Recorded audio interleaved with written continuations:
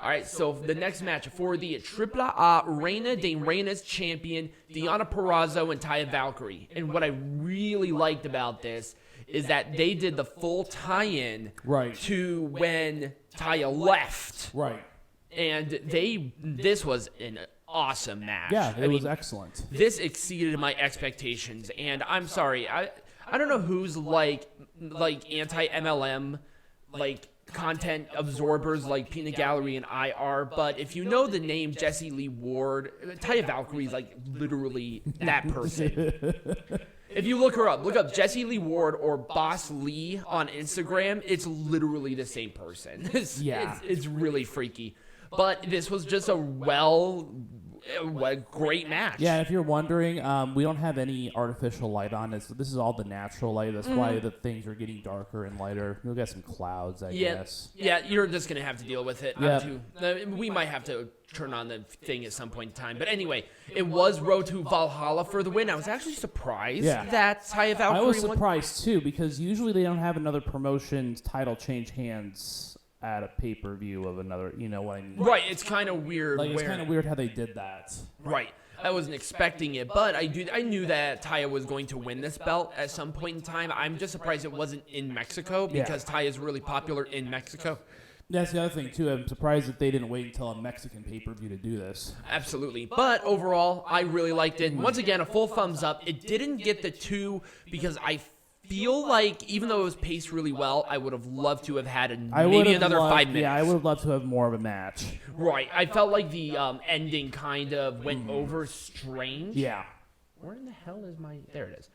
Yeah, it was just weirdly paced. Yeah. But other than that, it was a great match. All right, Peanut Gallery, let's make this majestic again, starting with a match that I would not change in any way, shape, or form. The rivalry was great. I liked how they incorporated the wife, who's also a wrestler, and took a Musa spear, and also they incorporated it in a different promotion. Yep. That was great. All right, let's move on. Well, I'm sorry. When it's a great thing, you don't have to do anything.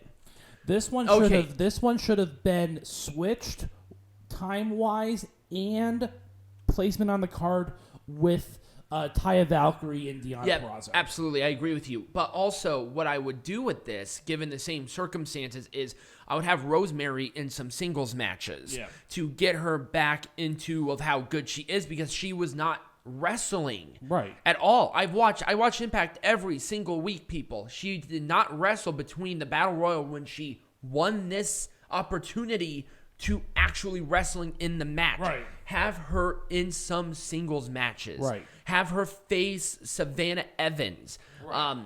And all of it was backstage. It's like, okay, the champion doesn't technically have to wrestle. She's the champion.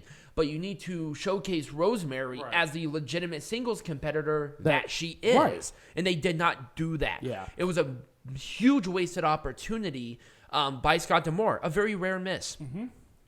This was totally useless. This was a clusterfuck, man. Yep. There was no storyline to it. Right. Literally, this was the last match announced for this card. Yeah. And it deserves so much better. Yeah, it does. And given the history with Heath and Rhino in this trio, it would have been a perfect opportunity to have a 2-on-2 tag team match with them, with maybe some weapons. Yeah. I think that would have been a much better use of time and energy than this 8-man bullshit, because now they have to pay all these guys for pay-per-view. Right. And it's like, it's not necessary. Right. And then if you want to add another tag team match in there, which I would highly recommend, do major players W. Morrissey, Jordan Grace. Yeah, exactly. That's the only other one that makes sense to me. Yeah, the rest of them, it didn't make any sense to me to have any of these other teams in this match whatsoever. This was stupid.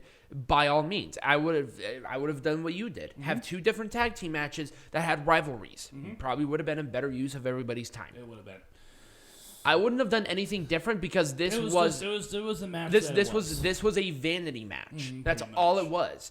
I think they tried to get the magic with JONAH and PCO again, but it's like they actually had a rivalry. So what the fuck can you do?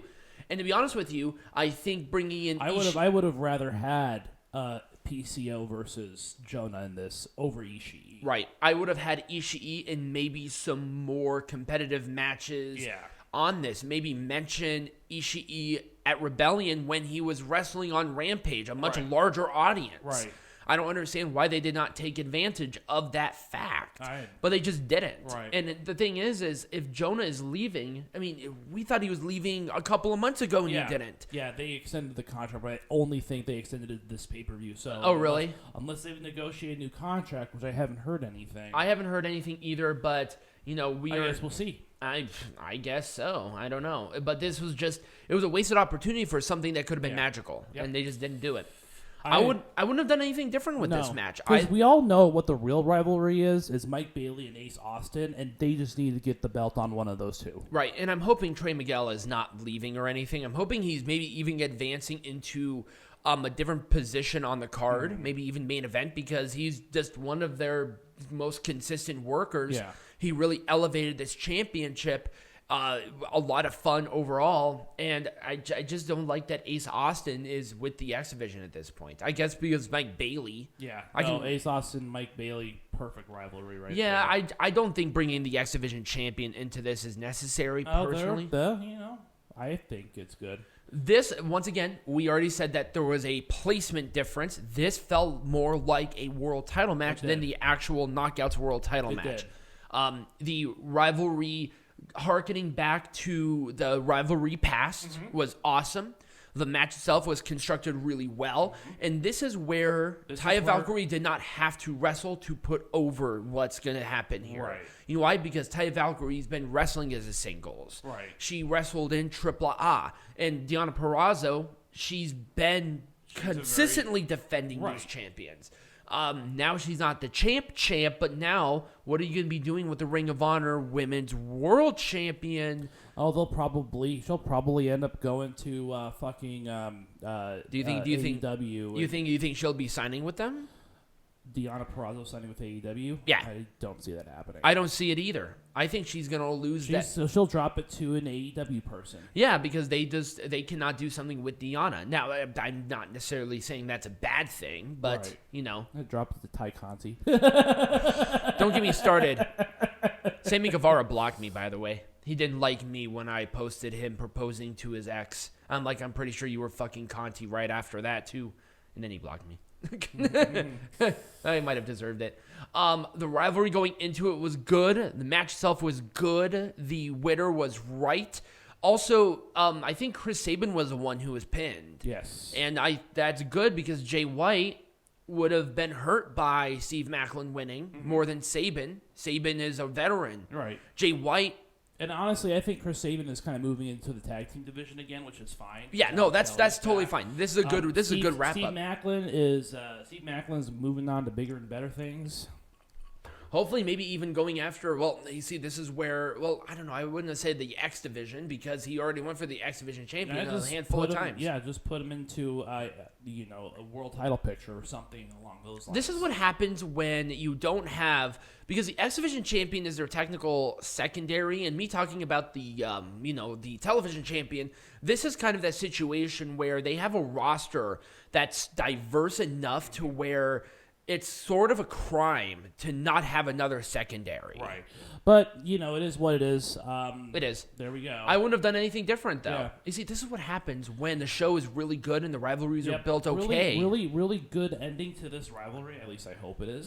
I hope so, too. But the problem now is, what other team can go for this belt? Rosemary and Havoc again?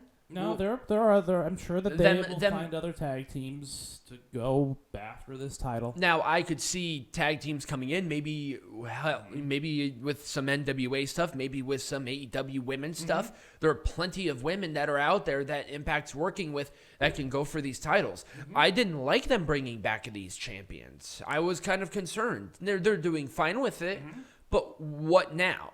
And you never know. I don't even have a fucking thing. I don't like NWA bringing back the women's tag team champions. Well, NWA works with a lot more independent wrestlers. That's true, so that makes sense. But Impact Wrestling doesn't. They work with AEW, and AEW already has 2 women's champions. But you never know. You never know. This match was changed, obviously, but the rivalry going into it was fine because obviously you have the Ring of Honor World Champion who was not joining Honor No More. Right. Thank God he didn't because that whole faction is a non-whatever anyway. Although Eddie Edwards didn't need this heel turn. I think he did. It helped him character-wise. Oh, absolutely. He was kind of dead in the water as a babyface, and him as a heel, he works much better as a heel anyway, so it doesn't matter. So there we go. That's it. What are we doing next week? We are doing... we're doing a double trouble here on two different sides of the fucking globe. We have the first of 3 Triple Manias in Monterey, so we'll be covering that. No, there was already a Triple Mania, wasn't there? No, that was Triple Mania Regia. Yeah, that was Triple Mania Regia. So there is that one. So we'll be watching that on Saturday. And then we also have Wrestling Dontaku on the 1st. So we will have a double trouble on that. And we'll do our wrestling, heckling, all the fun stuff. Yep. So if you did enjoy this video, remember to like, subscribe, follow, check out the Linktree QR code right there, this area. And as always, be majestic.